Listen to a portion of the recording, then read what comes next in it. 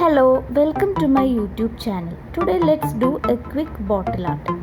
First I am applying primer or base coat to our bottle. I am using gesso as the base coat. After fully drying, I am applying one layer of white chalk paint. Next I am applying metallic silver paint after fully drying.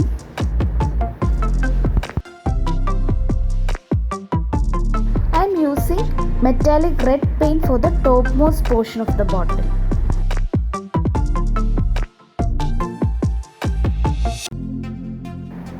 From this decoupage tissue, I will be cutting out these hearts. I am using a scissor to cut the images out. Usually we don't use a scissor to cut out images from decoupage tissue. But here I am using scissor because I don't mind a sharp edge. Now I am separating the layers from this decoupage tissue. I am taking only the topmost thin layer. Using Mod Podge glue I am going to stick them.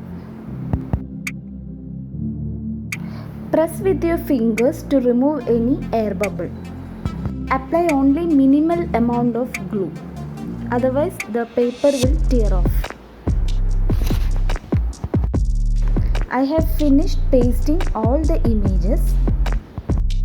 Next I am applying one layer of Mod Podge glue over each image to seal it.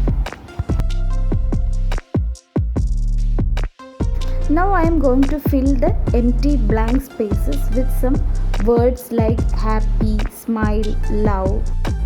I used a waterproof marker pen for writing. Next I am applying varnish all over the bottle.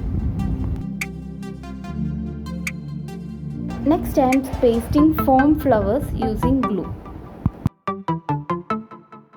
I am pasting flowers in a slanting way, and the glue I am using is soft gel medium. You can use glue gun as well. You can quickly make this bottle art and gift your loved ones for their wedding anniversary. Finally, highlighting the topmost portion with metallic silver paint.